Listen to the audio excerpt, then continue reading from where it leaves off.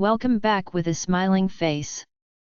Links to previous episodes are given in the video description, so don't forget to like, subscribe and share the video. Hunted by the Past. Episode 6. Chapter 35. I was really touched by Elise and Kathy's gesture. No matter how long I protested, they insisted I take the money. I eventually accepted it, though their kindness meant much more to me than the amount. What a great first day! From the corner of the room, Bobo gives me a thumbs up. After thanking my new friends and colleagues, I join everyone to clean the restaurant in a cheerful atmosphere. Everyone chats happily, and some of them seem eager to know more about me. David keeps asking me questions, and I try to answer as I can, though some of them are a bit awkward for me. So you are a fighter, Nora? Not really. I'm kind of a late bloomer werewolf. I don't believe ye. Well, with those gorgeous eyes of yours, I bet your wolf form is amazing, too. Do you go for runs sometimes? I know good spots for that. He is nice, but I'm a bit awkward, and my wolf is annoyed with him. From his corner, Bobo is sending me amused looks, not helpful at all.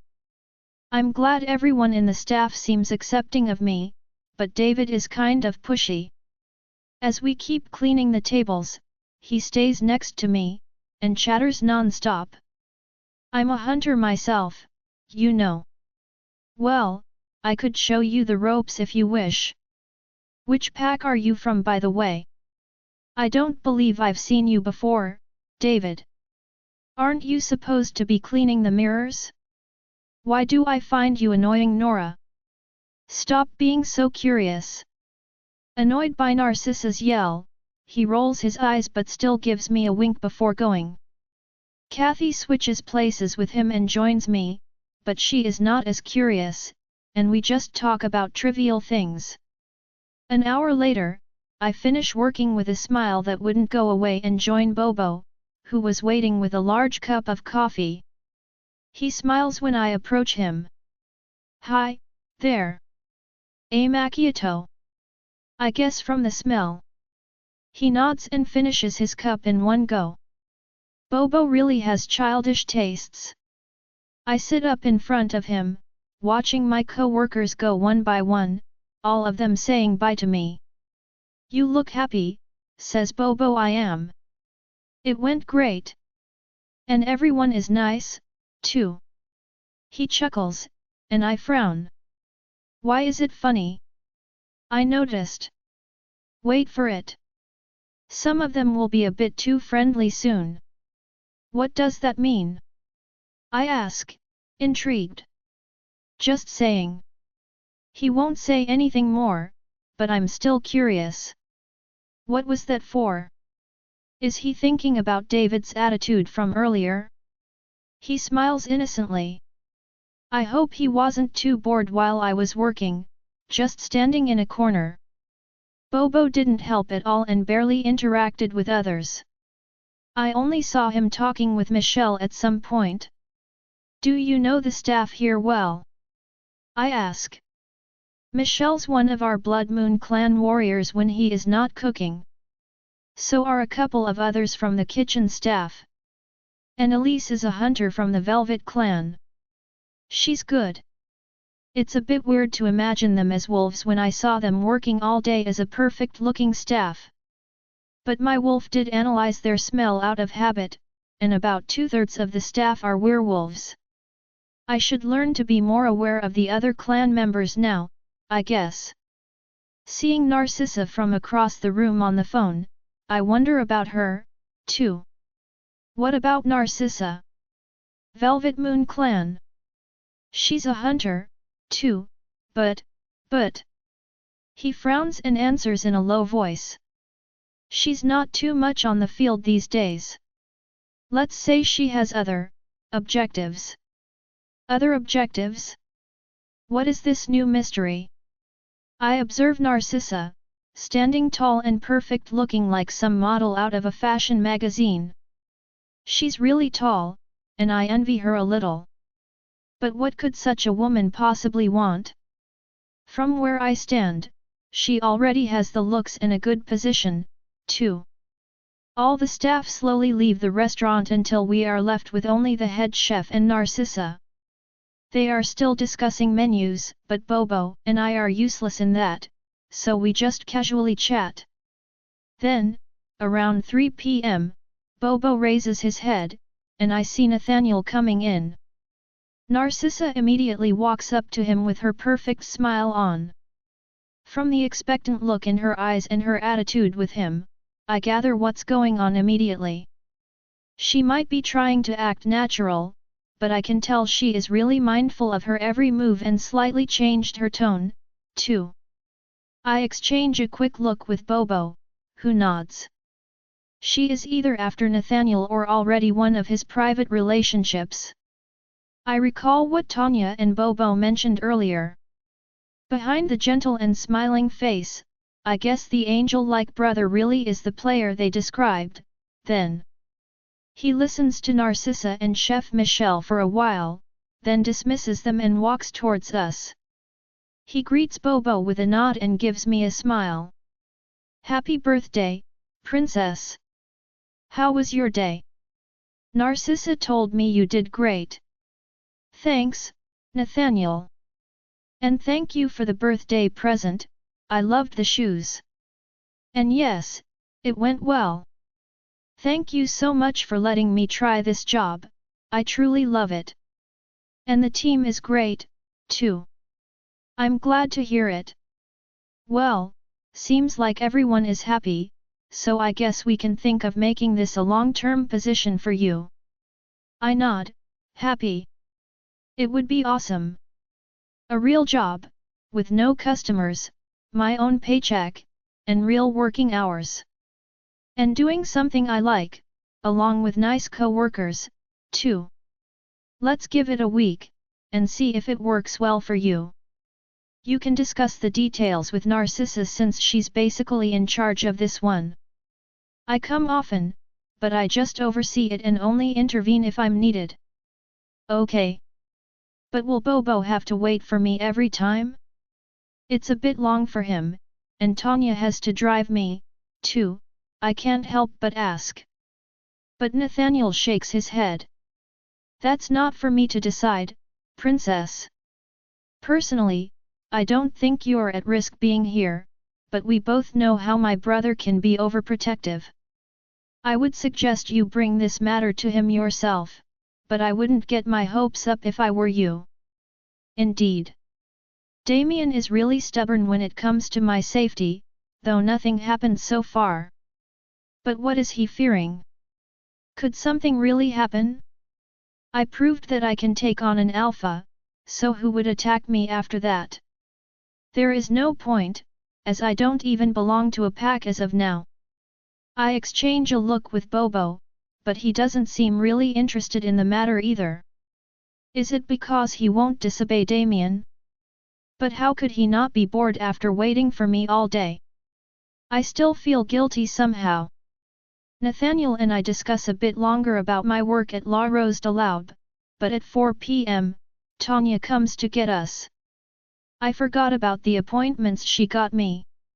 One thing I have to admit, I'm really not used to people taking care of me. It's like in those movies we watched together, where the lead actress gets a total makeover after going through the hands of beauty specialists and putting on brand new, expensive clothes. Well, one thing those movies have wrong, it's incredibly long and there is no entertaining background music. Instead, I need to stay seated and wait for hours while Tanya and the professionals take care of my skin, my hair, and my nails. I refused the massage after the perfumed bath, despite Tanya's protests. I don't want to lay while some unknown lady touches my bare skin. Bobo's older sister argued for a while, but I said no and stuck to it. I'm not comfortable enough to experience this, and I hate people seeing my bare back. Tanya knows about all the old scars I have there, too, so why would she force me to expose it to someone I don't even know? In the end, I had to resort to threats of calling Damien, and even Bobo stepped in to tell his sister to stop insisting. Tanya sulked for a while, but she let me move on to the hairdresser lady. After 2 hours and a dozen products being put on my head, both Bobo and I are completely bored. Tanya obviously doesn't care, as she keeps discussing with the hairdresser and makeup artist. How can it take so long to get ready for a date? I know I have no experience in taking care of myself that much, but still. I make the silent promise to myself to learn how to style up my own hair and use makeup from now on. While she is arguing about going for a braided chignon or styling my curls, her phone suddenly rings. She frowns and immediately picks up. Sitting next to me, Bobo, who was half asleep until now, sighs. That's the Liam is going to get scolded ringtone, he whispers. I listen to Tanya's conversation, and he does seem like it. What do you mean he went to the East Territory? Why did he have to go there again? That makes it 3 times this month. 3 times. I don't care about. No, Neil, I'm not going to get him again, I'm busy. Well, find someone else. I'm done fetching that brat. No, I don't care. Just send Eric or someone else. So what? He asked for it. Didn't the boss tell him to stop? He got in this mess himself. I'm done with the Purple Clan people, let them kick him. I frown and turn to Bobo. The Purple Moon Clan? They are known for their rude behavior and constant fighting with others. Out of all the local packs, they are the most agitated and ruthless, always looking for someone to pick a fight with. But Bobo doesn't seem worried and shrugs. With that and Tanya's heated conversation, I guess this isn't a first time. I wonder why Liam went to mess with them.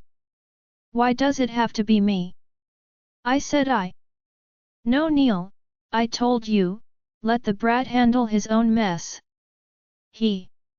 Well, I don't care, he is not my alpha. And? So what? You can't let me handle this every time. Oh yeah? And how long do you think this will work? Lysandra is. Oh, shut up. They keep arguing for a while, loudly. Bobo leans to me to explain quickly. Tanya has ties with the leader of the Purple Clan. She almost joined them before we met the boss. Liam often picks fights on purpose with their fighters, so she's usually the one to intervene. They keep arguing for a while, loudly. Bobo leans to me to explain quickly. Tanya has ties with the leader of the Purple Clan. She almost joined them before we met the boss. Liam often picks fights on purpose with their fighters, so she's usually the one to intervene. From what I know, the Purple Clan is a lot of young members, but I never imagined Tanya almost joined such a reckless pack. Well, I guess the Blood Moon cannot be considered as soft-hearted, either. Neil and she argue for a while on the phone, but eventually, she hangs up, angrily, with a look of defeat written all over her face. Well, I guess she can't really say no to her beta after all. I gotta go settle this. Bobo, you stay with Nora. I'll be back quickly. And with this, she takes off, leaving me and Bobo alone in the salon, with the confused hairdresser. Ahem. For your hairstyle. Hair down, I say in unison with Bobo. Leaving the lady to her work on my impossible curls, I start playing some games on my smartphone while Bobo is reading a magazine. After a few minutes, I hear the entrance bell. Bobo turns his head like a watchdog, and I follow his gaze. A young woman just entered the room. She walks up to us confidently, silent as a cat despite her heels. She is wearing a baseball cap, and a men's large denim jacket, making me think she doesn't want to be recognized. But despite her disguise, I find her radiant. She is a bit taller than me, and has very feminine curves.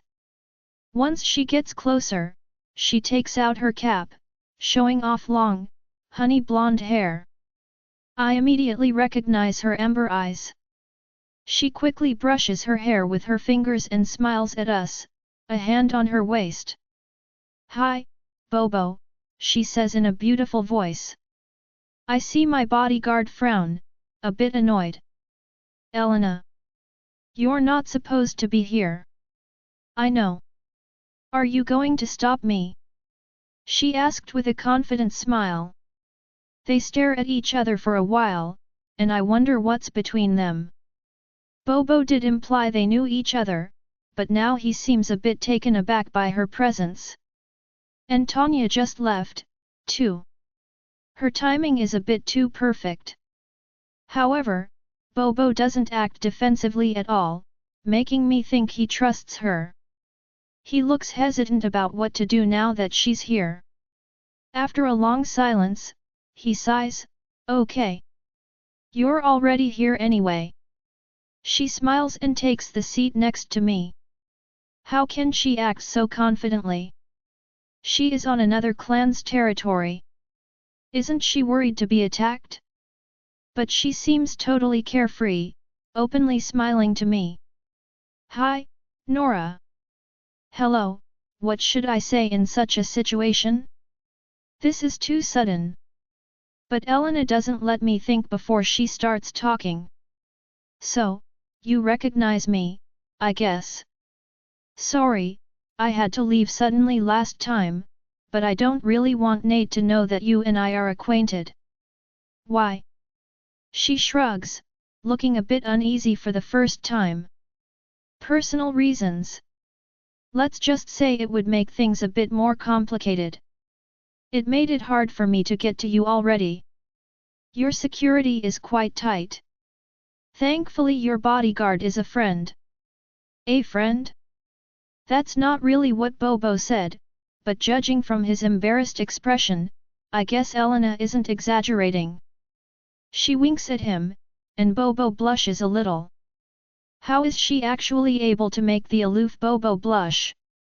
"You owe me one, Elena," he says. I know, big boy. I'll talk to him, I promise." I wonder what and who they are talking about, but before I can come up with any theory, Elena turns back to me and speaks softly. "Anyway, I really wanted to meet with you, Nora." "Me, too. I have so many questions for you. What happened last time? How can we be mind-linked? I never did that with anyone." "Easy, girl. I know you have a lot to ask, but I can't stay long. And I may not have all the answers you are looking for. First, our mind link suggests we are related somehow, though I'm not sure about the details. When we met on the Jade Moon clan's turf, I felt it. My wolf reacted strongly to your presence, so I came to your fight against the Alpha to confirm it.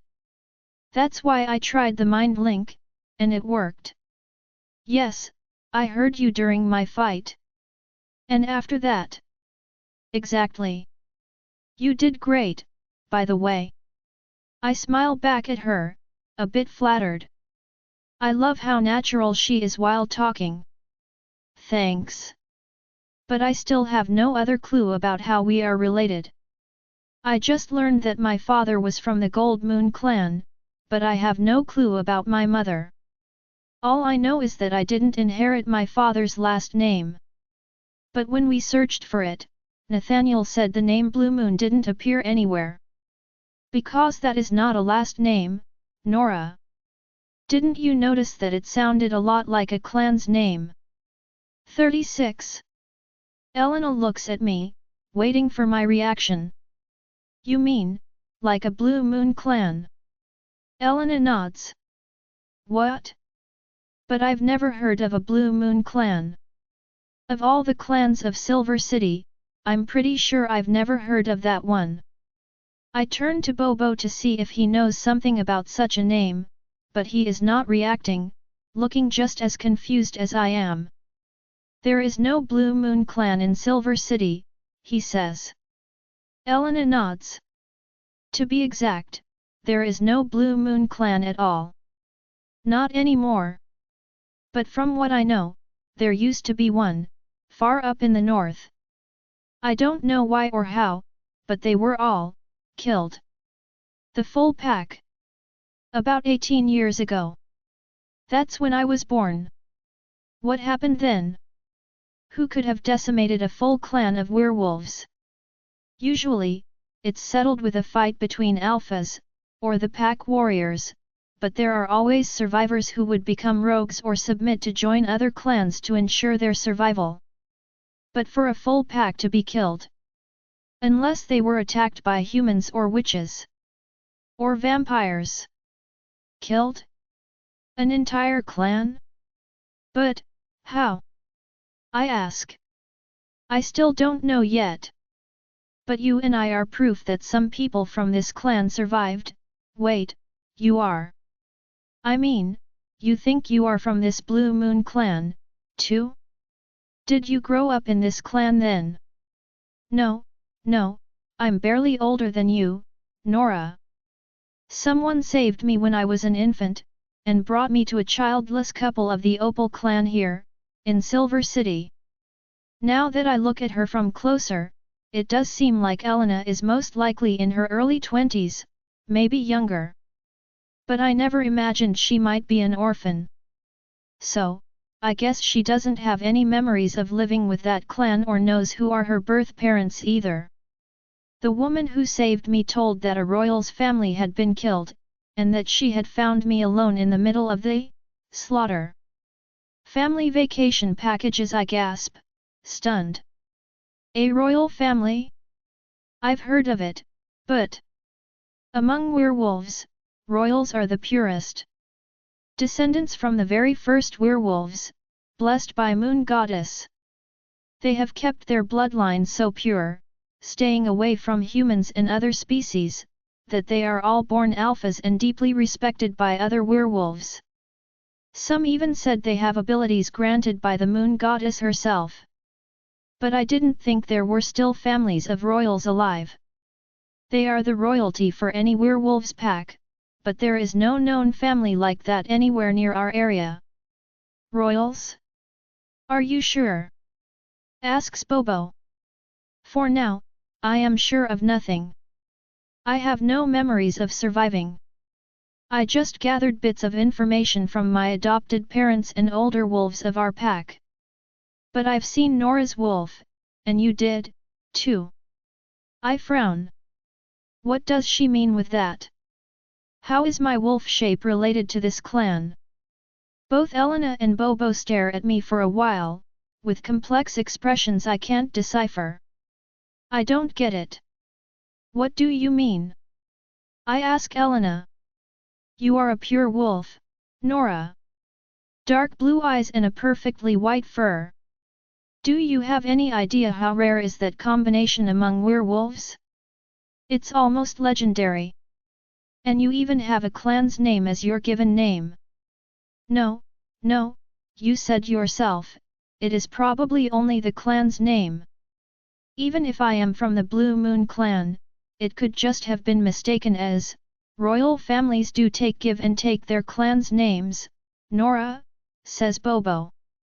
They carry it for generations until there is no more descendant, and usually a new alpha from a dominant but non-royal family takes over. Any clan's name can be really old or newly made up, but only the royals are entitled to carry it. And your father definitely knew who your mother was. Why would he have told you this was your last name otherwise? One does not give a clan's name to their child. Adds Elena. I look at both of them, stunned. No, I can't be a royal's child. That makes no sense. Then why wouldn't that make you a royal's child too? Aren't we related? I ask Elena. She laughs softly and shakes her head. We are related indeed, but I highly doubt I am the child of a royal. Not directly, at least. I have gold eyes, and my fur isn't completely white like yours. One of my parents probably wasn't a pure werewolf. But she is an alpha, isn't she? My wolf can smell that she could be a serious opponent. I shake my head, lost by too much information. So you think my birth mother was a royal?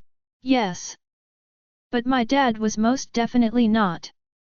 And until now, I thought there weren't any royals left. Centuries have passed since the very first werewolves. How could we keep the blood so pure until now? I know that there was still some of them a few generations ago.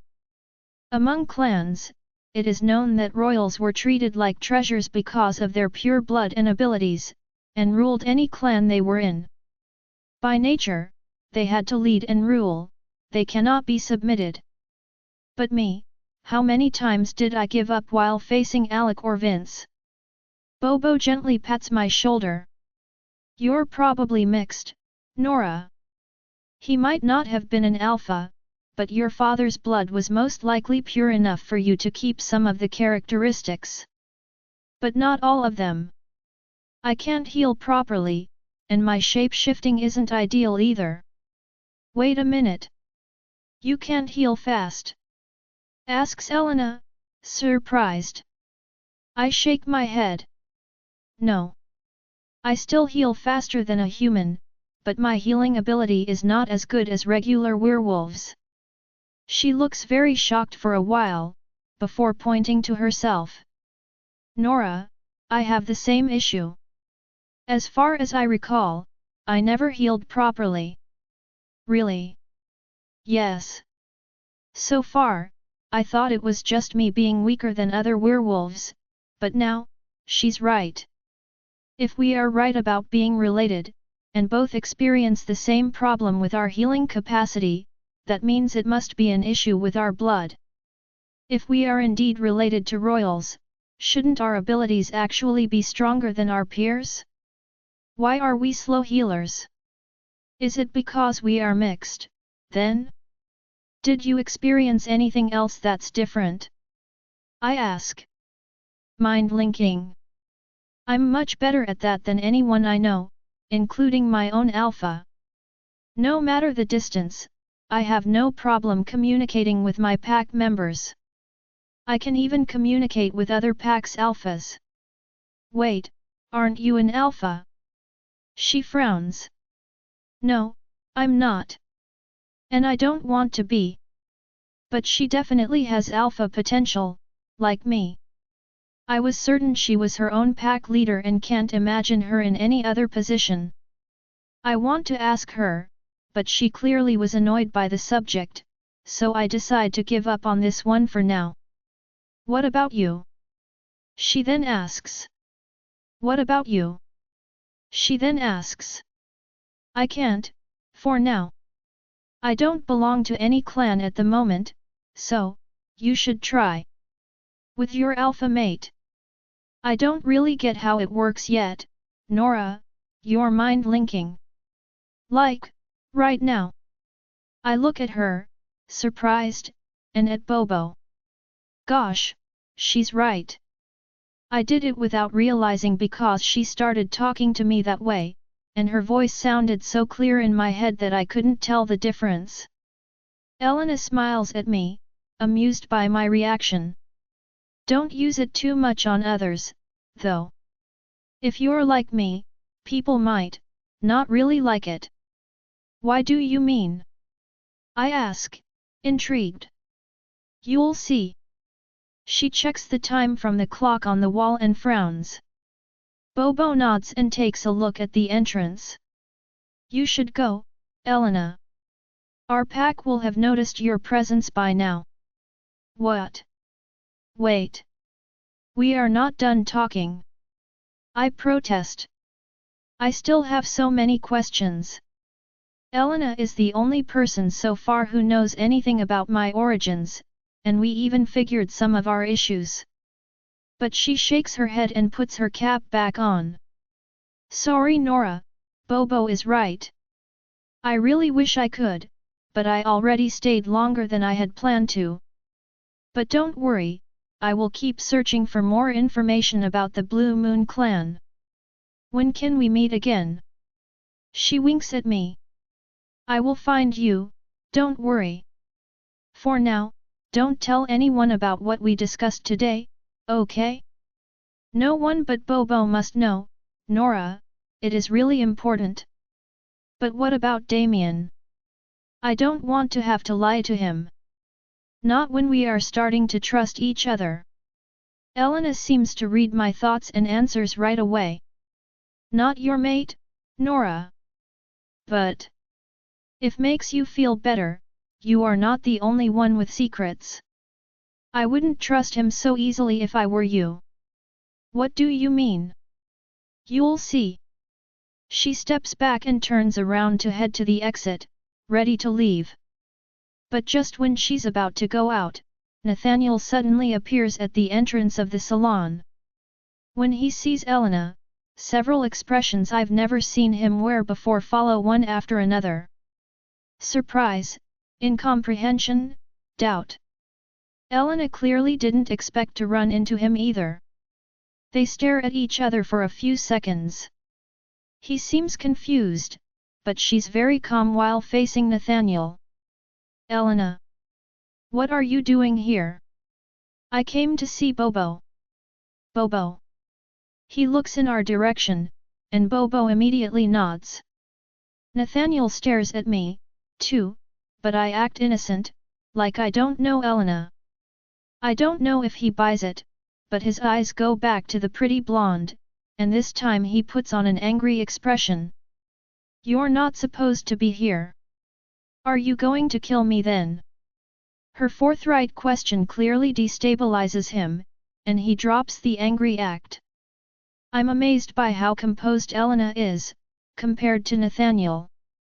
They stare at each other for a while, and their eyes seem to express so much that I feel like I'm eavesdropping on a private exchange. They might be mind-linking, but I can't tell. But after a while, Nathaniel silently steps aside, letting her leave without another word.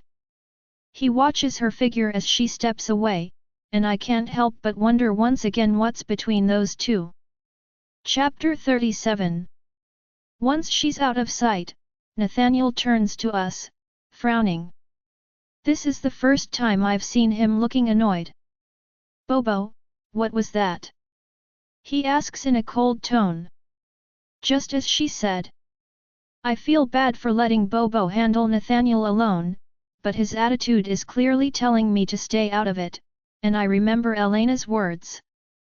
Nathaniel and Bobo stare at each other for a few seconds, and I wonder if the alpha will interrogate him again. But against my expectations, he doesn't ask anything else. Instead, he breathes in, regaining his composure, and turns towards me. Sorry about that, princess. Anyway, you look really pretty, and I hope you have a great date tonight with my brother. Enjoy your birthday. His words sound a bit empty, and I can't help but think that his mind is somewhere else. I almost had forgotten about the salon staff around us after all my talk with Elena, but they quietly and swiftly resume working once Nathaniel exits. I remain silent and wait for a while before I turn to Bobo. That scared me, don't worry. I doubt he would do anything to Elena. But let's be more careful next time.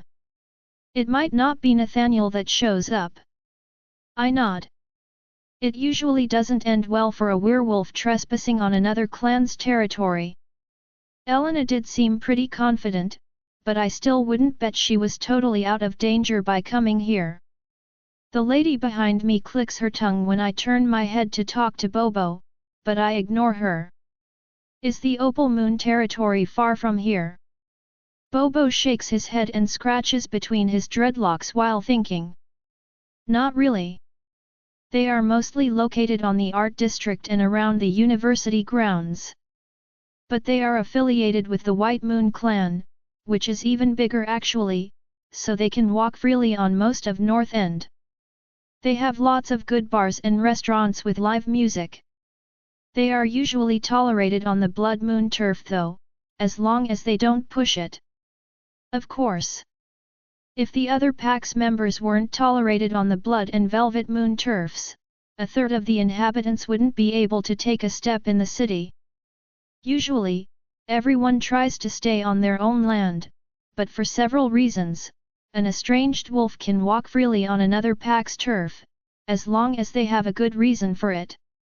Most of the time it's for work or the young ones who go to school in the city. What could raise suspicions is if a wolf adventured too far alone and unannounced on another territory like Elena did today.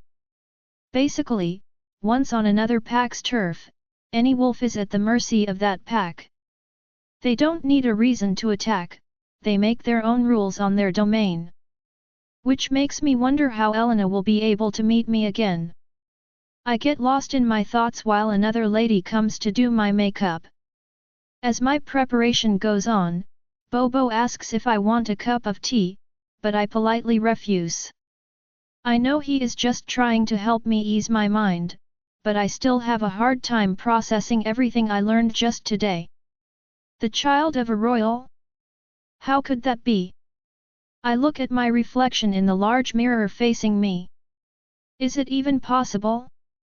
Until now, I didn't even know royals still existed in this day and age.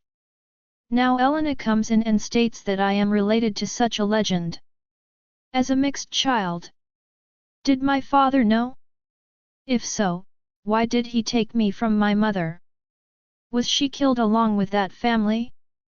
Somehow, I feel a hole in my heart whenever I think of my birth mother.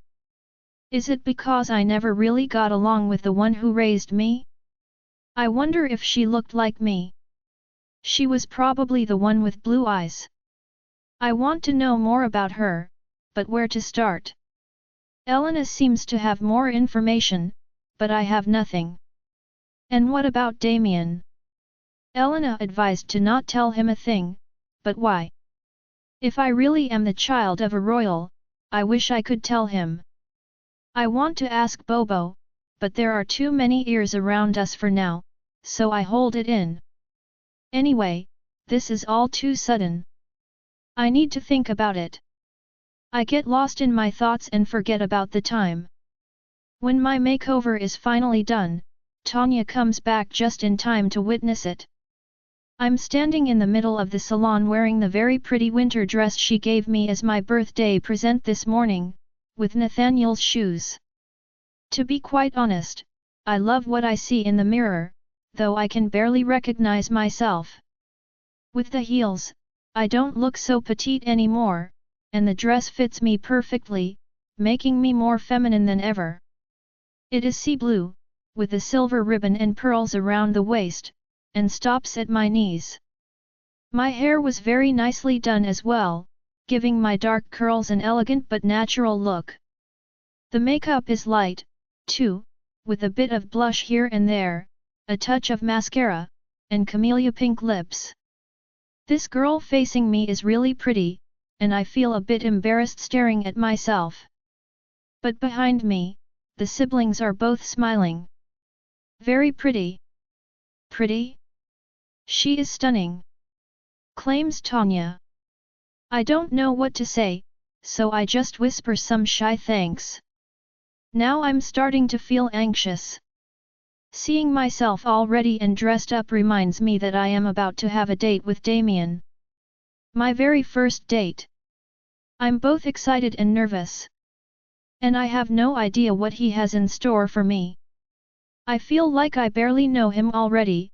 How could I guess what plans he made for tonight?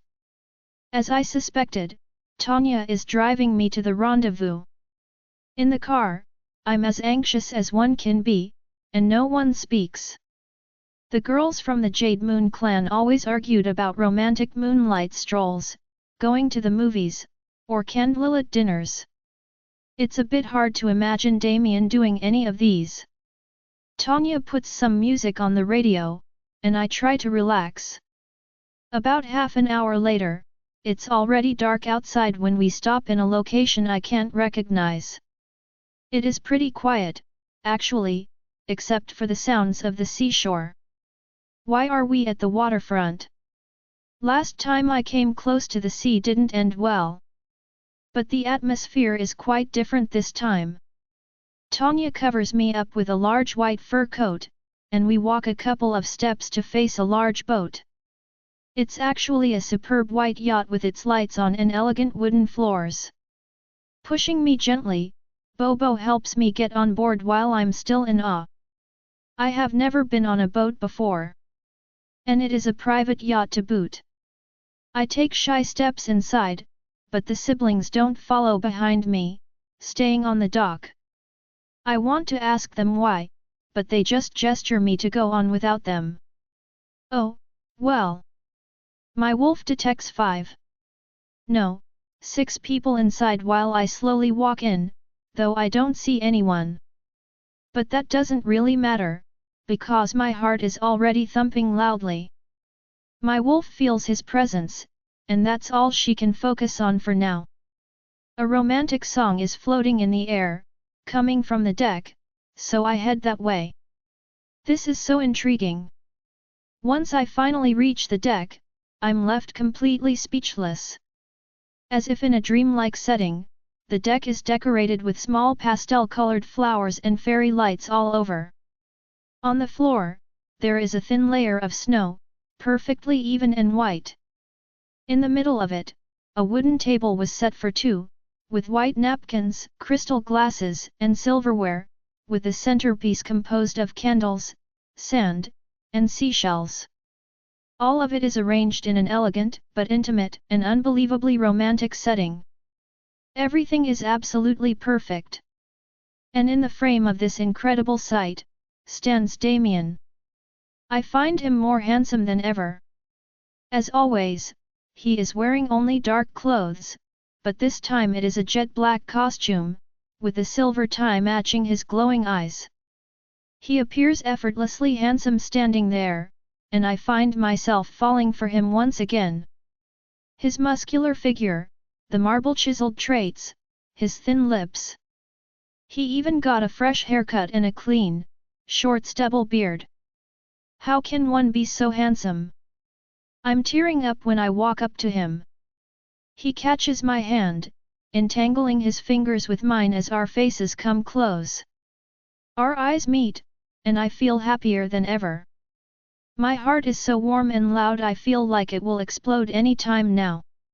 Damien's eyes lock onto mine, sheening love on me.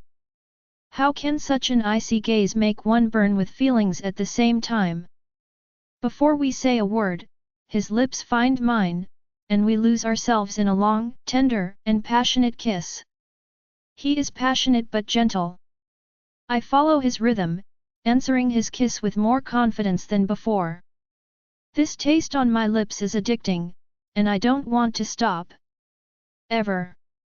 I kiss him back, putting my free hand on his chest. I don't need air. I just want this man's breath against mine. I feel Damien's hand sliding into my hair, his fingers playing with my curls like he loves to. He grasps and holds it, keeping me close enough to melt under his embrace. Winter means nothing. I feel myself burning from this man's delightful kiss, almost like I could get drunk on it. When our kiss finally comes to an end, Damien holds me close against him, and his lips slowly slide all the way to my ear to whisper. Happy birthday, Nora! Chapter 38. I blush again, uncontrollably, because of those 3 words. His voice so close to my ear, it makes me crazy. I can even feel his breath softly brushing my neck. How can one endure that? I avert my eyes, the blood rushing to my cheeks. He chuckles softly from my reaction and gives me a quick kiss on the cheek. Blushing already, Nora? So cute, you're the one making me like that. I protest shyly. Then I must be doing something right because you look adorable that way, he whispers while putting a slight kiss on my forehead. I try to push him away a little, or I will never be able to regain my composure otherwise. He smiles and stops with the kisses, though he obviously has no intention of letting go of my hand. Instead, he takes a step back and observes me from head to toe with a pleased look. He even raises his arm, and makes me take a slow spin. "You are truly beautiful tonight," I smile at him and step closer to him again. "You, too." "I love the beard," I whisper, brushing my fingers against the little spikes on his chin. "I'll remember it," he says and kisses my fingers when they get close to his lips. "Come." Holding my hand, he takes me to the table and helps me to my seat like a gentleman. I take my arms out of the sleeves of my coat, but keep it laying on my shoulders. Next to us, a small brazier is burning, slowly warming up the air around us, but it's not enough. Damien grabs a blanket that was on a side and covers my legs with it. But, despite the cold, I love this. We are having a candlelight dinner on the deck of a boat in December. I did not even realize that the ship had started moving, but we are slowly getting farther and farther away from the port. We are headed toward the vast sea, leaving Silver City's night lights behind us. I wonder if we have a set destination. Either way, I'm just overwhelmed by all of this. Even the most romantic movies I've watched with Tanya never had something like this. This is something out of a fairy tale, and I feel like I might wake up any minute. But I'm still very much awake when Damien opens up a bottle of French champagne. Gosh, I hope there aren't too many alcoholic beverages planned since I don't have any experience with it.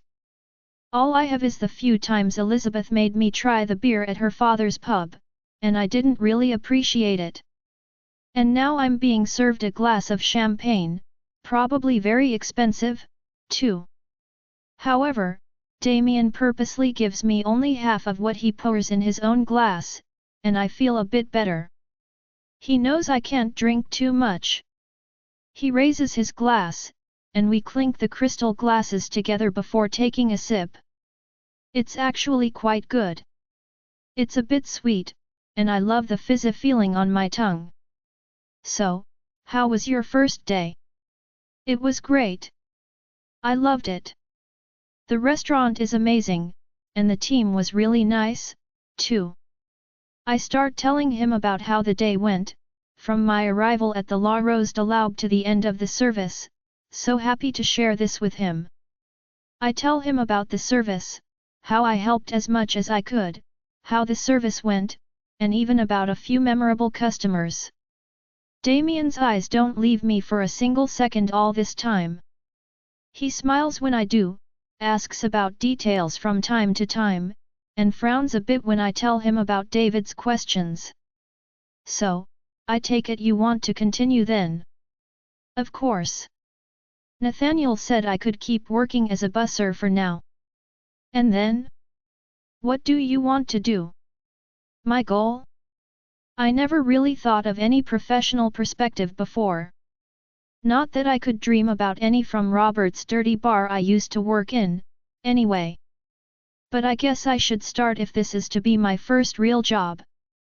I think for a few seconds, but the answer is suddenly crystal clear to me. I want to learn the ropes about the catering business. Cooking. Not just that. How to cook, make menus, plan things, manage the staff, handle customers, and oversee it all. When I was really young, with my dad, I dreamed of having my own restaurant someday. If I can still try, I realize he is smiling, and I blush a bit. "What? You remind me of my mother." Wow! This is the first time he ever mentioned their mother. I wait a bit to let him speak, and he sighs with a gentle smile. He puts his hand on mine, slowly drawing circles with his thumb. She was always a dreamer. Despite her sickness, she missed France a lot, so she wanted to have her own restaurant to serve French cuisine there. The flavors of her childhood. We loved her cooking. Nathaniel gave his restaurant her name. You mean La Rose de l'Aube? He nods.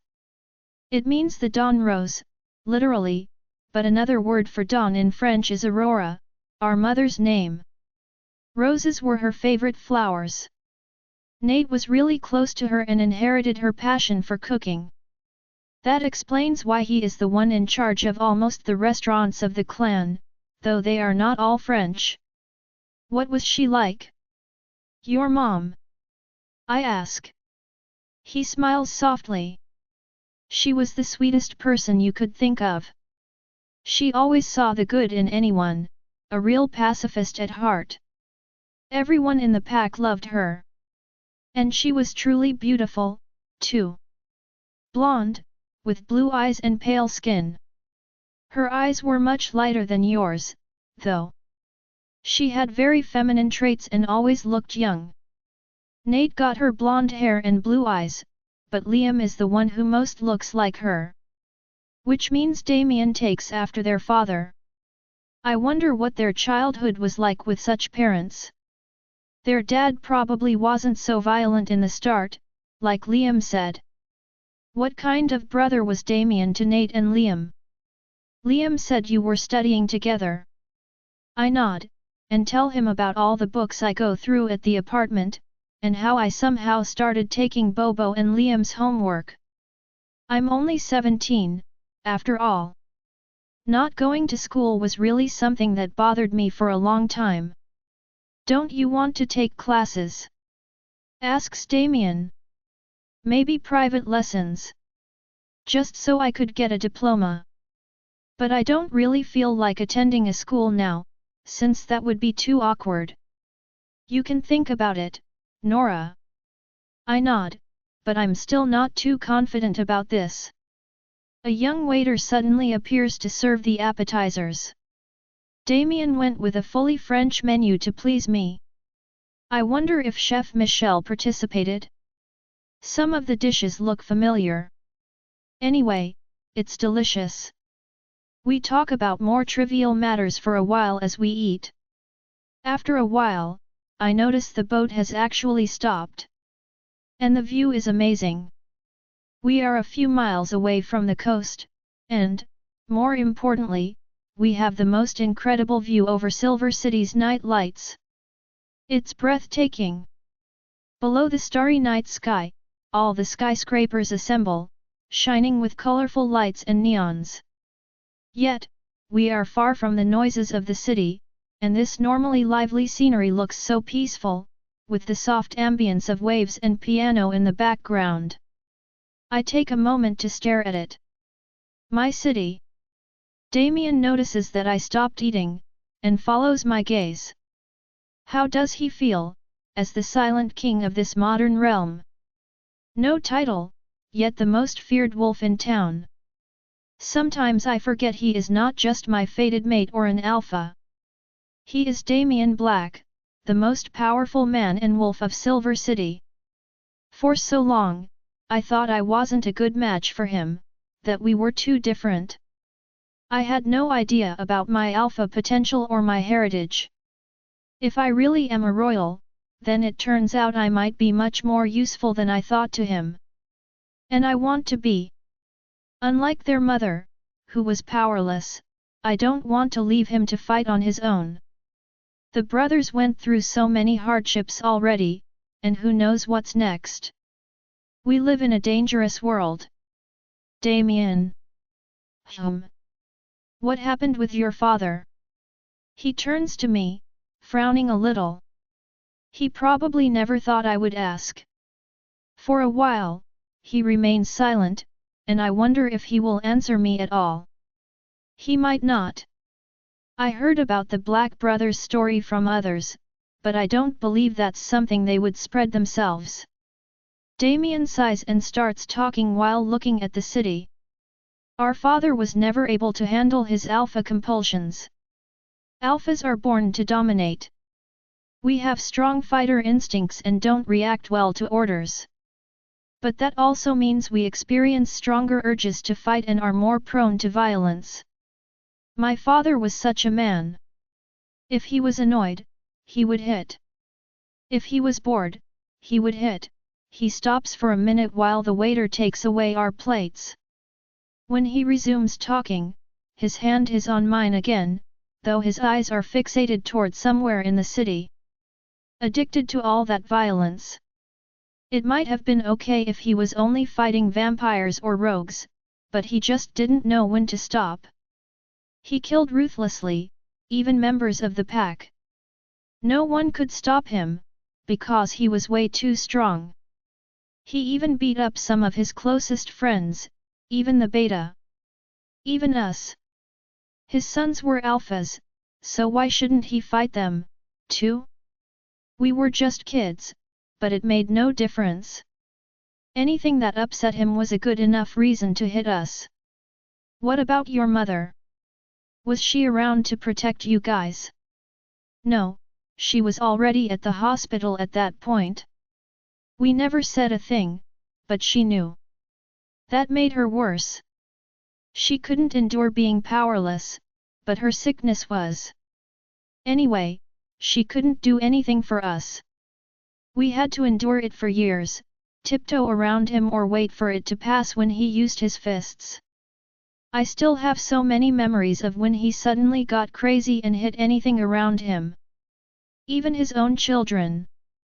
Werewolves are fighters, he always said. He almost killed me several times. He sent Nathaniel to the hospital once, and I had to carry my brother on my back all the way there. He broke Liam's arm when he was just 8. I hated that man so much, Nora, you have no idea. Just the thought of being of the same blood as him made me want to puke. But we were too young to fight back. And so Nate and I started training. As time went on, we stopped taking the hits and started hitting him back. I can't even imagine what kind of life they had growing up. And they were only children. It's a miracle the three of them got to where they are today with this kind of story behind them. What about Liam? I ask. Damien shakes his head. He was too young. 12 or 13. He wanted to fight, too, but we did what we could to keep him out of it. Nate and I knew how it would end, and we didn't want Liam to be in the middle of this mess, too. I didn't even want Nate to be part of it, but of course he didn't listen. And we trained and we waited. We waited for an opportunity to kill him. Chapter 39. I can't act scared or even shocked by Damien's words. With what the brothers went through, they might have been the ones to die if things had gone differently. Also, I realize that what Damien did was also his way of protecting his brothers. How could he endure seeing his younger siblings hurt for so many years while holding his hatred in? Back when Alec beat me, I had no one to hold dear, no one to protect. But for them, things were different. Liam knows his older brothers shielded him from their father's madness, yet he still couldn't escape it. His beta knew what we were planning, but he didn't say a thing to our father. He had come to hate him, too, yet he had to obey.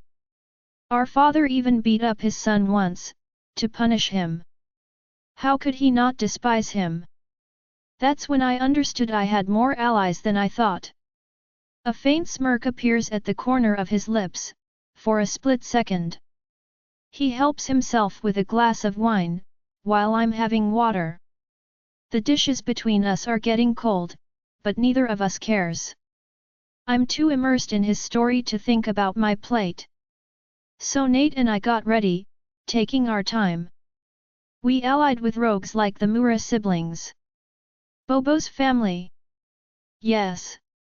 Our father was so harsh, he never wanted to take in new wolves in the pack, even some desperate families that stood at our borders. So Nathaniel came up with the idea of starting his own pack, the Velvet Moon Clan. That way, he could rally more wolves, and our father had no idea. It was almost too easy. When they saw how strong Nate and I were getting, and our alpha potential, they submitted without a fight. They didn't ask for anything as long as I wasn't like my father. The pack got so big so quickly, we couldn't believe it. Until then, we had thought we would have to wait for years until we could take my father head on. Why? Wasn't it only about dueling him for the alpha position? What does it have to do with the size of the Velvet Moon pack? Damien stays silent for a while, and I wonder what he is so reluctant to say. Eventually, he sighs and looks at me straight in the eye. Because we wanted to be sure that, no matter the outcome, my father wouldn't be able to survive. What do you mean? I wasn't sure to win, Nora. And if I died during the fight, Nate, and I wanted to be sure someone would finish the job. And if someone did, we had to be sure my father's wolves wouldn't take him out. It takes me a few seconds to realize. It was about Liam. You wanted to be sure that even if you died, Liam could kill your father and take his place. Damien nods. I knew I could hurt him badly enough, but I wasn't sure I could win. So Nate came up with that idea. That even if I died, we would make sure Liam killed him. But we also had to make sure no one would kill our little brother before he could get to our father, and that people would support him afterward. Hence the Velvet Moon clan. It wasn't just a branch clan, you wanted it to be able to take on the Blood Moon clan. Damien chuckles. The waiter comes back to take away our empty plates. My mate grabs my hand once again, intertwining my fingers with his. Back then, it was still called the Black Moon Clan, but yes, that was the idea. However, it didn't even come to a real fight between the two groups. When I turned 19, I defied my father while we were alone. He didn't take me seriously and attacked me. We started fighting in his office. We made so much noise that a lot of people came. Nate, Liam, the Betas, and about 20 people each from the Black Moon and Velvet Moon clans. But it turns out, half of the people from his pack were actually cheering for me. They once again underestimated how despised their father was. Or maybe people felt Damien already had what it took to be a better alpha. In any case, I'm not even surprised. Most of those who were for my dad held on to the fact that he was the one that had chased all the vampires and witches away. I can't really blame them for that, though. He was an insane and violent man, but as an alpha, he was still the strongest wolf around.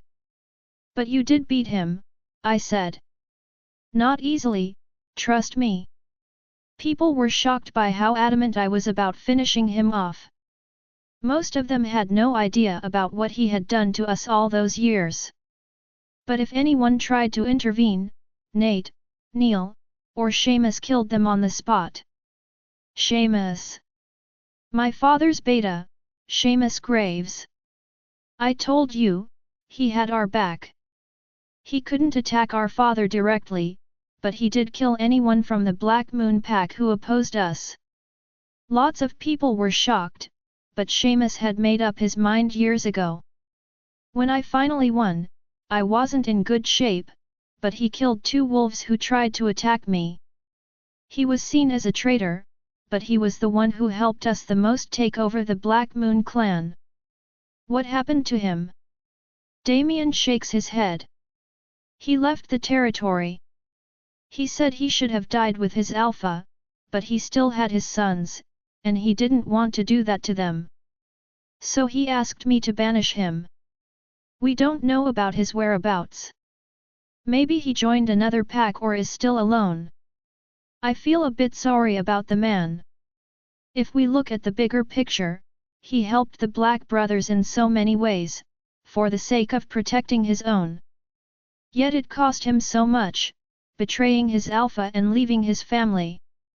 Now that I think about it, Bobo did say one of his sons was now Nathaniel's beta. Isaac Graves, was it? I suppose the beta genes runs in their family. Anyway, after the fight, many other packs that were fed up with our father's clan tried to attack us. It was chaotic for a few days. I remember that. The word that the Mad Black King had fallen spread quickly, and many packs got crazy, hungry for power. The head alpha had overshadowed so many people for years, and as soon as he was gone, many thought their time had come. However, the Black Brothers quickly made it known that the Blood Moon clan could take anyone and was not to be underestimated. The former pack had become bigger and even stronger. People were shocked that it had grown enough to actually have a secondary clan, the Velvet Moon. And all of that had been done secretly, to boot. Clans that had tried to fight were wiped out, and opposing werewolves were submitted in no time. Just like that, the previous territory established by their father got even bigger in only a few weeks' time. I can't believe this all happened when you guys were still teens, I whisper. Our mother passing away accelerated things. Things got way worse in a few weeks' time, and if we didn't act, I was afraid he was going to kill us first. I nod. If he had no problem hitting his children when they were young, who knows what would it have been like once they reach adulthood? It's a miracle they survived that far. Once again, I find myself thinking about their mother. I can't even imagine what she went through, being unable to help her children. If it was as bad as Damien said, and I don't doubt it was, how could she never notice? Her sons, enduring her husband's insanity. I imagine young Damien, Nathaniel, and Liam living each day in fear while their powerless mother was on a hospital bed. And yet all they did was protect each other and love her. I silently make the promise to myself to never be as helpless as she was. Not only do I want to stand by Damien's side even more, but I also feel like I should do what their mother couldn't. I want to be that Luna, the one that can protect her pack and her children. I feel my wolf growling fiercely inside, and she's more than up for that challenge. While I'm thinking, so is Damien. He is frowning, and his silver eyes are fixated on his meat, though it's obvious that he doesn't see it. And I feel his thoughts echoing mine all too clearly. I can guess what's on his mind right away. You are not going to be like your father, Damien, I say softly to him. He raises his head, surprised, and this time I'm the one putting my hand on his and doing the talking. I know you are afraid of being like he was, because you are both strong alphas, and I understand. But you two are different. You can control yourself. All you wanted was to protect Nathaniel and Liam. Even now, you are always trying to protect me. And you listen to your brothers, to your beta. Your father didn't care about anyone but himself. You are a fighter, but that doesn't make you an evil person. Just a strong alpha. He stays silent for a while, making me wonder if my words had any effect on him. But after a while, he finally smiles. Then, he brings my hand to his lips, kissing it while looking me into the eyes with a resolute look. I will protect you, Nora, I swear to the Moon Goddess Mother. I'm not letting what happened to my mother happen to you, I won't lose you. You have no idea how much I need you. I need you to keep me sane, to remind me what's right and what isn't. I can fight anyone, but I will do whatever it takes to protect you. I smile, but why do I feel like his words have a deeper meaning than what I hear? Chapter 40. Before I can get any further into my interrogations, the waiter comes back. I blush a little, as Damien is still holding my hand and actually keeps kissing it shamelessly. He sends me playful looks, amused by my reactions. I feel embarrassed, but the waiter doesn't say a word and takes away our empty plates. Once he is gone, I click my tongue and try to take my hand away. Of course, he won't let go so easily. Stop it, I mumble shyly.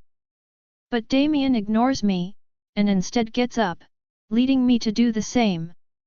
He puts a hand on my waist, and puts my hand he was holding onto his chest.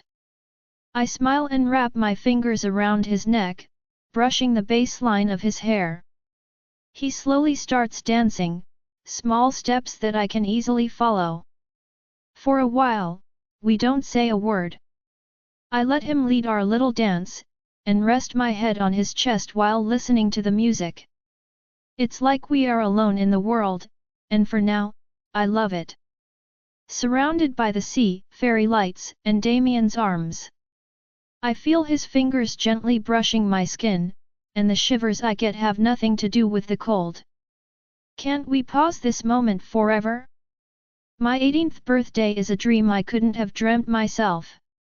2 songs pass, and we can't separate from each other. I feel safe in those arms. Far from all the worries, the mysteries, the secrets. And I find myself thinking about Elena's words. What did she mean? Why shouldn't I trust Damien? Moon Goddess wants us together, so why is it that I can't trust my fated mate completely? It's not just Elena's words. Something tells me I've only scratched the surface. Getting him to talk about his past was already a big step, yet I still want more. Much more. He is constantly keeping me away from the real world. It's like being trapped in a golden prison. I can't go out as I wish, and I have no idea what's going on outside. Why do I need to be so protected? It can't just be related to our bond. Just for tonight, I close my eyes and I forget all about my questions. That can wait until tomorrow, can't it? I don't want to ruin this, my first date with Damien. He is gentle, loving, and just for tonight, he is all for me. I feel him leaning slowly towards the side, and his lips gently land on my neck. Soft kisses, running with a small fire on my skin. Anything he touches burns, and it's addicting. I blush again and close my eyes. Suddenly, I feel his hands leaving me, and I frown. What is he doing? Then, I see him put something around my neck, and I gasp. A necklace. He puts the thin silver chain around my neck and helps me put my hair back around it. Oh, Moon Goddess! You didn't think I wouldn't give you a present, did you? I smile and grab the little pendant with my fingers to look at it. It's a magnificent crescent moon, made of a myriad of little white diamonds. The design is so elegant and pure, I love it. Though the moon is not too big, it shines like a treasure against my pale skin. I can't take my eyes off it for a few seconds, making Damien smile. You like it? Damien, I love it. I jump to kiss him, standing on tiptoe and putting my arms around his neck. My gosh, why does he have to be so tall?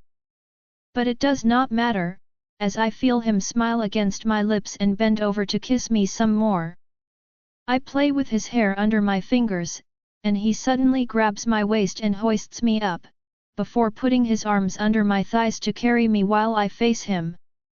Our playful kiss goes on, with the two of us chuckling from time to time, trying to take over the other's lips. It's funny to stand a little higher than him for once, and I like the way he looks up to meet my eyes. But all of a sudden, I hear the waiter coming back, and I'm red again as he sees me straddling Damien. I try to break free, but of course, the man won't let me go and keeps holding me against him. I hide my face into his neck, too ashamed to face the young waiter. Can't he be a bit more decent sometimes? Nora, look! I frown against his shirt collar.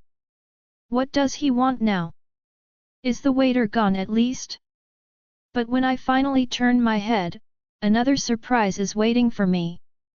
A cake.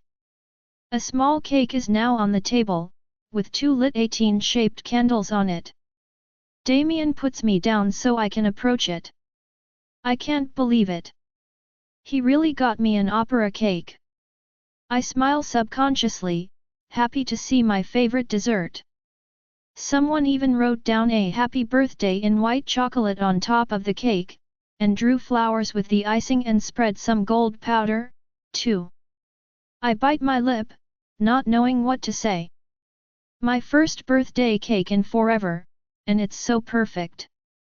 I finally turned to Damien, smiling from ear to ear. You really got me that cake. You can thank Nate for that, actually.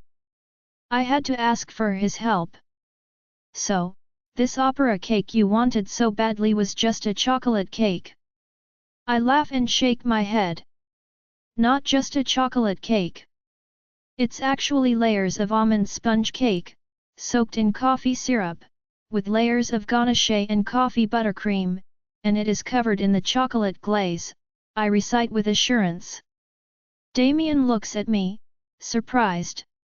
Sounds like you could do it on your own. Maybe I'll try sometime. I read the recipe long ago and I always wanted to try it. What, so this is your first time eating one? He asks. I nod and head back to my seat. I really want to have a taste of it now. Damien chuckles and joins me, putting his chair next to mine. The waiter comes back quickly to serve us some champagne once more. I take a new sip, feeling fine. I'm just a little bit lightheaded, nothing wrong with that, and it might even not be to blame on the alcohol. I lean toward the candles, and close my eyes, trying to think of a wish to come up with. I feel like I can't ask for anything more than all that is given to me now. In the end, I just silently ask Moon Goddess Mother to watch over me and the people I love for this new year. I blow out the 2 candles quickly, and Damien puts a quick kiss on my head, wishing me a happy birthday once again. Damien puts his arm around my chair while I grab the little forks. I decide to ignore the plates the waiter gave us and eat directly from the cake. Gosh, this is so good!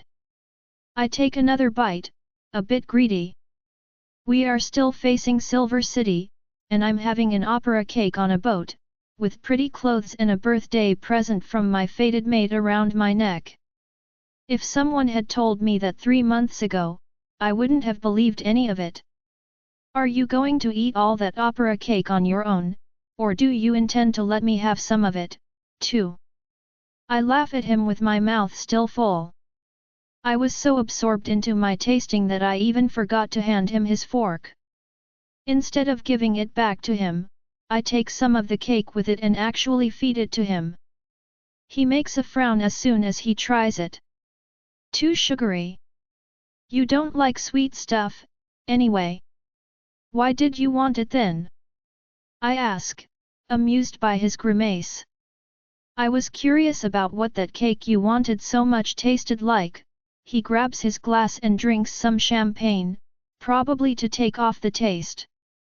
Well, seems like this cake is all mine then. I keep eating happily, and Damien just drinks, watching me stuff myself with a smile. I know he still thinks I'm too skinny. They all do, though I'm pretty sure I'm not underweight anymore. After a while, I finally stop eating, too full to have any more of it. I lean back and rest my head on Damien's shoulder. You didn't smoke all night. How do you know I usually smoke? The smell. I've never seen you with a cigarette, but you always have this faint tobacco smell on you. How come you never smoke in front of me? I couldn't smoke at the hospital, and the Mura siblings hate it, so I don't need it that much, anyway. Do your brothers smoke, too? I don't think so. Maybe Liam, but he knows we don't want him to. Nate is more of a drinker, but he hates the smell of tobacco. I nod. I got that impression, too. And he works around kitchens all day, so I guess he would try to stay away from it. I feel Damien's eyes slowly shift to my forearm, and I quickly cover it with the blanket. I know he is thinking about the small scars of cigarette burns I have there, but now is not the time. I don't want him to think about that kind of things. Is that the real reason he never smokes in front of me? Another half-truth. When I'm about to ask him something else, I suddenly feel him tense up. He stays completely immobile for a minute, his eyes fixated on the horizon. I try to see what he is seeing, too. Isn't there too much agitation at the north end of the harbor? Damien. But he suddenly gets up, and runs to the back of the boat, yelling orders to go back to the bay. What's going on? Elena. Nora? Where are you? On the sea with Damien. What's going on? There's too much agitation at North End, I know. I'm headed there now, we're under attack. Rogues? No, vampires. Chapter 41. This is my very first fight, and I don't have a second to rest. Though we kill many of them, the vampires keep coming. How come there are so many of them? Vincent and the other clans are doing fine in the south and east, but I wish I knew what's going on in the north. Elena. Are you okay? Yeah, doing my best. I'm just a few blocks ahead of your position, but the situation's worse here. My wolf tenses. She's in danger. My wolf's right. I would have said so even without hearing her obviously tired tone. Moreover, every time she mind links me, I feel she is not in her wolf, but in her human form.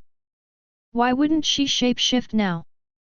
Did she get hurt by Silver or something? What is he still doing here? Stubborn wolf. Elena? It's Bobo. I keep telling him to go to you, but he won't leave me. His sister is running to you, though. I'm a bit relieved to hear about Bobo and Tanya, but what is going on? Damien definitely told Bobo to come to me, so why is he staying with Elena? But if she is not in her wolf form, I still feel better knowing my friend is with her.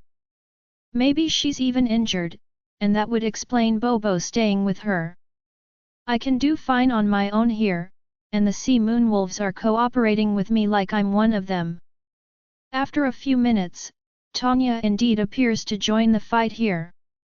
She isn't injured, thank Moon Goddess. She is almost as big as her brother, though she's definitely thinner, and her arrival cheers up the tired sea moon wolves. She jumps to me, and immediately takes a defensive position, growling at the closest vampires. I wish I could ask her about Bobo and Damien. Nora, something weird is going on here. Vincent? All the vampires are. I don't know, something is attacking them. What something? Is it against us? No, it's... Actually, whatever it is, it's protecting my injured wolves. I can barely believe it, but roots are growing from the ground to hold the vampires. Roots? Like actual tree roots? Is he kidding? Did Vincent hurt his head or something? But he sounds fine to me. What is going on now? It's like the forest in attacking the vampires. They were about to get the upper hand on us, but all of a sudden the trees have started pinning them down. The trees. Our forest is attacking the vampires? What is this now? I hear Vincent exulting in my head, and I cut the mind link. Well, at least now I can stop worrying about the east. Though I really wish I knew how the forest is suddenly stepping into this fight. But now, we are clearly getting the upper hand. A few sea moon wolves are injured, but werewolves from another clan stepped in, I'm not sure which. Anyway, these new wolves are clearly warriors, seeing how they attack the vampires without mercy and take them down one by one. They are now enough to defend themselves. I leave this battlefield, avoiding enemies to head north. I need to join Elena, Bobo, and others. Behind me, I hear Tanya growling, but I ignore her. I know Damien told me to stay back, but I never agreed to it. And the harbor isn't any safer now, anyway. She follows me, clearly unhappy, and we soon reach another fighting ground, more into the city this time, somewhere in between the port and the Latino district. I spot Elena right away, as I suspected. She is the only one standing in her human form, other than the vampires. Even so, I have to say, she's obviously a great fighter. She is fighting with some sort of wooden pole, and her moves are like those fight choreographies you see in action movies. Not even one vampire can get close to her, because she is fiercely standing her ground. Plus, she has two wolves siding with her, one is Bobo, and the other is a smaller tawny wolf unknown to me. Elena. Nora.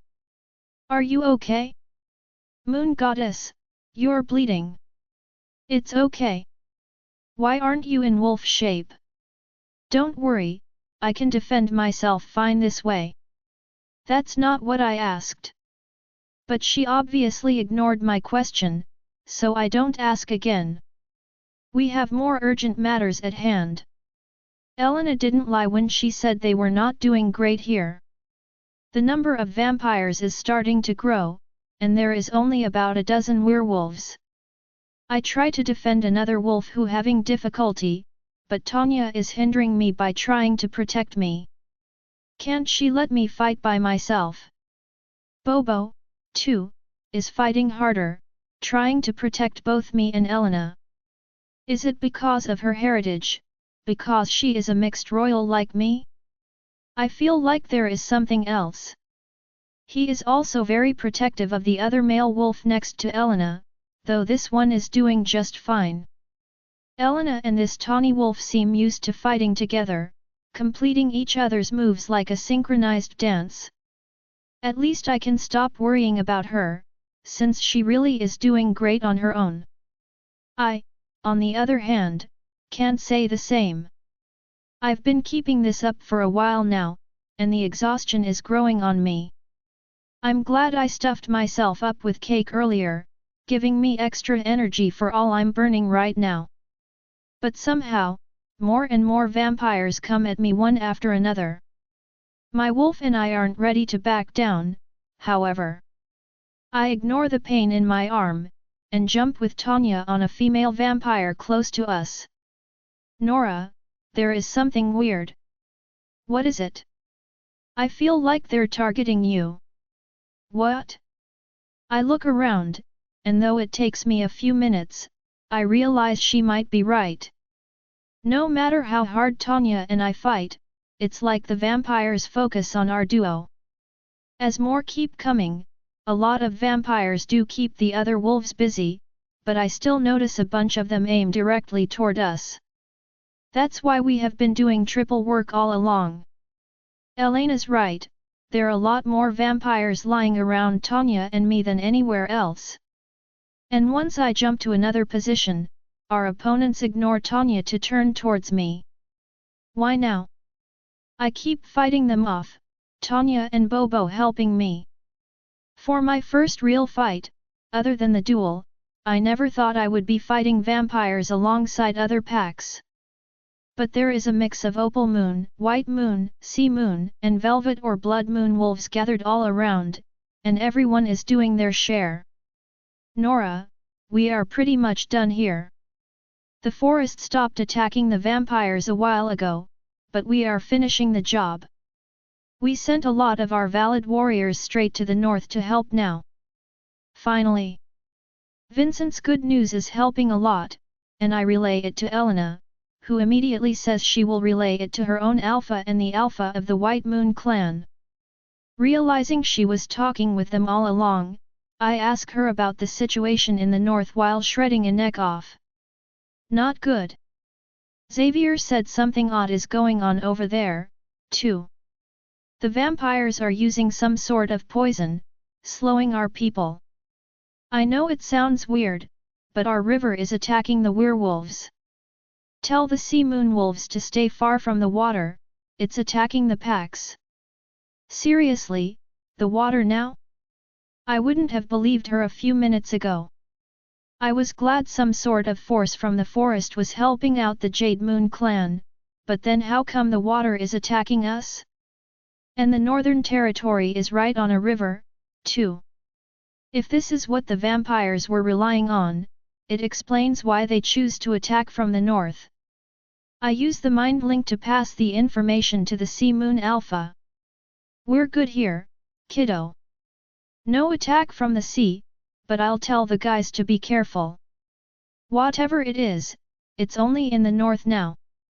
But it's powerful enough to let the vampires dominate 4 packs allied together. Gosh, I hope Damien is fine. I ask Elena, but she says she doesn't know. It's probably too chaotic in the north, so no one can stop to look for a black wolf. I pray to Moon Goddess for him to be fine, and concentrate on my own fight. Suddenly, next to me Tanya takes a violent hit from a duo who ganged up on her. I want to step in, but I'm already fighting off another one of those bloodsuckers a few meters away.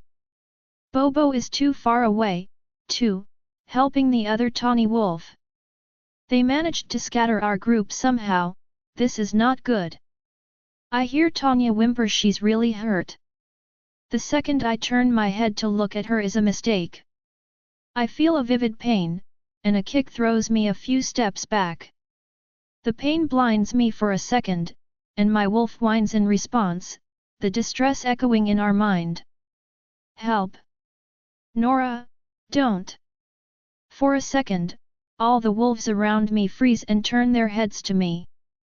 It's like they all heard me, and in a few seconds, they all fight harder than ever. I realize some of them are trying to fight off their opponent to come and help me, but it's useless. I'm too far from any of them. I'm on my back, and that vampire has a hand on my throat, pinning me down. He lost his dagger earlier in the fight, so he focuses on trying to hit me. I bite furiously anything that comes close. Gosh, those creatures are strong. I need to break free before he breaks my neck.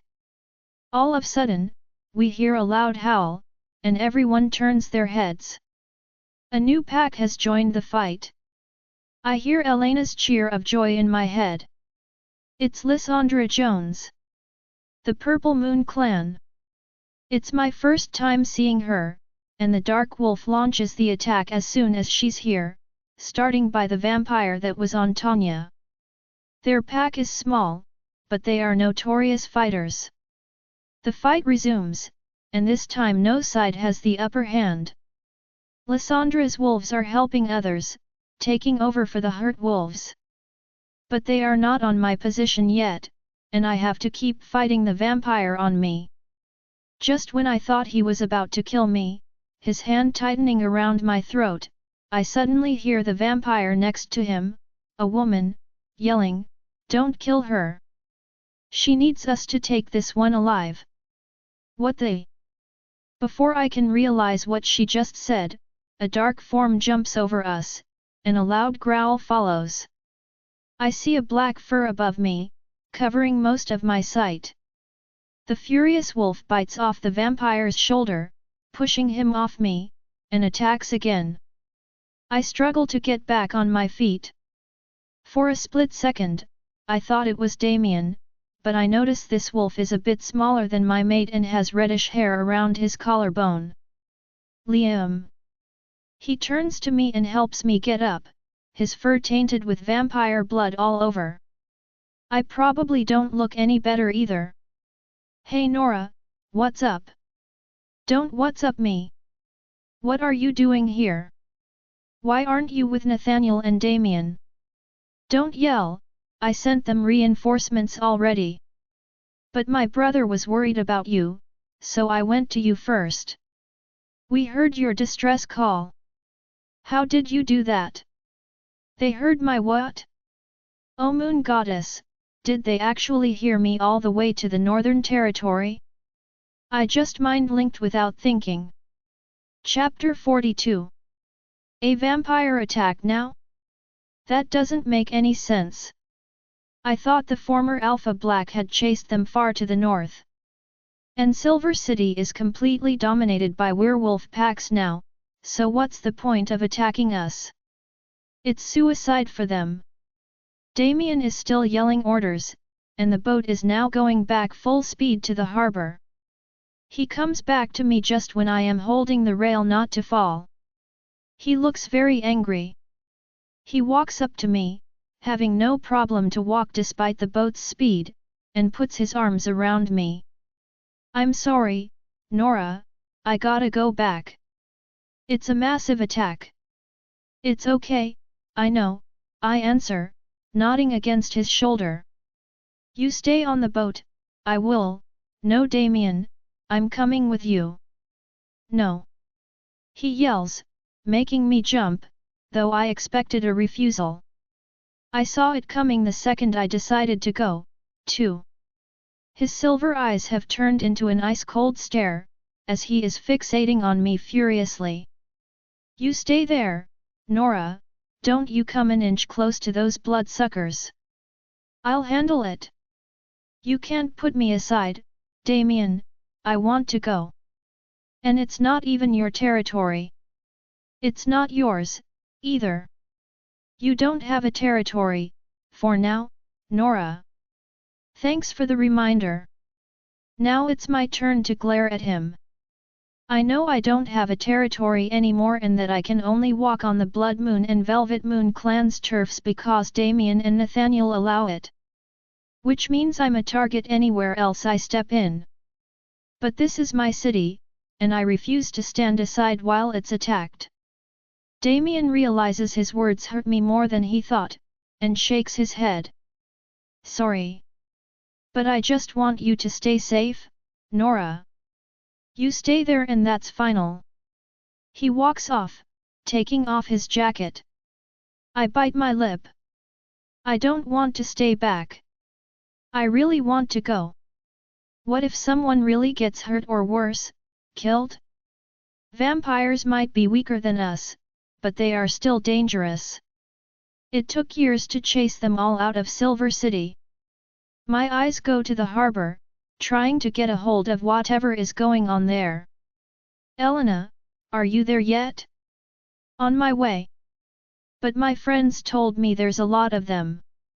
Really a lot. Is your pack okay? For now.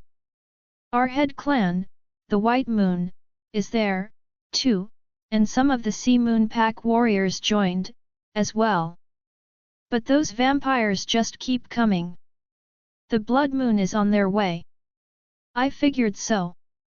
Nate's guys just arrived, too. What about the other clans? They have to watch out for the other sides of the city. This might be a massive attack. I just saw some guys from the Gold Moon and Rising Moon packs heading south. I didn't think of that, but Elena might be right. Vampires are known to be smart. They have been around for years for nothing. Those cunning creatures wouldn't attack recklessly like that. Not only must they have an aim, but they probably have a plan, too. Our boat reaches the shore, and Damien takes off his shirt. He comes back to me and quickly kisses my forehead, his hands on my cheeks, before looking at me in the eye. I'll be back, Nora. Stay in the harbor. Bobo and Tanya are coming to get you. And with that, he turns around and shape-shifts in a split second. The big, jet-black wolf immediately starts running toward the north, growling furiously. Moon Goddess helps anyone who will stand in his way. The guy who served us dinner helps me out of the boat, but my thoughts are somewhere else. Elena's words got me thinking. Didn't she say she could contact any alpha? Then maybe I should be able to do so, too. But I only know one personally other than the Black Brothers. Gosh, I really didn't want to make use of this, but this is an emergency. I gotta try. I feel my wolf inside, ready anytime I need. She's on edge, too. She felt the intrusion on the territory and doesn't like it. She wants us to go and help our mate. I know, I want to go too, but there is something else we need to do first. I tell her. Then I call out, Vincent. What the? Nora? Gosh, it worked. And so easily, too. I feel like I can almost see his brown wolf, and mine growls immediately, making him submit right away. I was afraid he might try to refuse me somehow, but he shows no resistance to the mind link. Yes. Listen, there is a vampire attack in the north. Right now. I know, just heard of it. I was about to give orders for our warriors to know. Stay there and guard the east forest. The White Moon, Pearl Moon, Velvet Moon, and Blood Moon clans are already focusing on the north, but these might be multiple attacks. Our territory is the first line of defense in the east of Silver City, we can't leave it defenseless. He stays silent for a while, and I feel his wolf being restless. Okay, it makes sense. I'll do as you say and send more sentinels to the east. If something goes through, we'll know. If it happens, send a distress signal to the neighboring clans. Everyone is on the lookout, so they'll help. Got it. I just sent word to the Pearl Moon Alpha. She'll definitely help. Okay. Satisfied with that, I cut the mind link. I can't believe I just mind linked him. And it went well, too. I was fearing he wouldn't listen to me, but it looks like Vincent will keep his word. I feel a bit better, knowing the other sides of Silver City aren't defenseless. Out of all the big clans, almost all of them are going to defend their position or help somewhere. Though the packs usually fight a lot among themselves, werewolves are really quick to gather as one to fend off an enemy. But still, I feel restless. This attack really makes no sense. The north is the easiest to defend, with the White and Opal clans there, and they are close to the Blood Moon and Velvet territories, too. They are bound to have reinforcement in a few minutes once they request help. Why would the vampires choose this spot to launch an attack? That is suicide. Or are there really many of them, like Elena said? Could they outnumber us? I'm starting to feel worried. And why are Bobo and Tanya not there yet? I've been waiting at the harbor for a while now. Did they get held up somewhere? Are they okay? While I'm worried about everyone, Elena's voice echoes again in my head. Nora. Some passed through our defense. They are running through the city. What? Where are they aimed to? I don't know, but they are staying west on the Sea Wolves' turf. Following them now. That's just north to my position. I can't stay there. I take off my heels, my jewelry, and my dress, leaving them on the ground. The waiter looks at me, standing in my underwear. Well, I'm a werewolf anyway, and I don't want to rip this dress. And there is no time for shyness or blushing now. Okay, girl, time to shapeshift. I breathe in and let my wolf take over. It's been a while, but it's as easy as closing my eyes. She is only too happy to make her appearance. I'm in my white wolf shape within a few seconds and start running as soon as my paws touch the ground. Gosh, this is my second time going to the Sea Wolves' territory within a very short time. I hope they won't mind because I can't afford to fight them, too. I keep running as fast as I can, going up the shoreline. It doesn't take long before I start hearing growls and sounds of fighting ahead of me. They got even further into our territory than Elena thought. When I arrive at the scene, about 20 wolves are ganging up on about a dozen vampires. Those creatures are taller and thinner than humans, with blood-red eyes and pale skin. All of them are dressed in black leather, and some of them are even carrying daggers or swords. I see them glowing in the dark. Those are made of silver. It explains why 20 wolves are not enough to hold them since everyone is being cautious because of those weapons. I immediately jump on the one closest to me, who is about to stab a young grey wolf. Without the slightest hesitation, I bite off the hand that held a dagger. I may not be a warrior, but my wolf knows how to follow her instincts, and she won't show mercy for bloodsuckers. He didn't see me coming and screams in horror. The wolf that was under him seizes the moment and aims for the throat directly. With the third wolf joining in, we finish this creature off, tearing it to limbs. While the other two end the job, I look around. We still have the upper hand, and no one seems to care about me coming there. I need to talk to the alpha. It only takes a second to notice him among his own. He is dark grey, bigger than the others, though he looks old and has a lot of scars all over. I try to focus on him while staying cautious of my surroundings, establishing a mind link. I see him react, raising his head. Wait. Oi, who is that? He turns his head around, searching for a while, and his eyes fall on me. The white wolf? What are you doing here, kid? I came to help. More are coming. I know. My wolves are watching all over the harbor. Those vampires are all headed there. Bet they want to stay close to the sea. The sea. I didn't think of it earlier, but vampires are good swimmers. They don't need to breathe and their eyes don't mind the water, either. It would make a good escape route if things go badly for them. But then again, what is their aim? I help another duo to fend off a vampire, and we kill it quickly. Even armed, a vampire is no match for 3 werewolves. What annoys me is that they keep coming. How is that possible?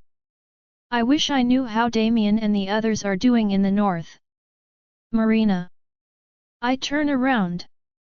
A young female is pinned down by a vampire.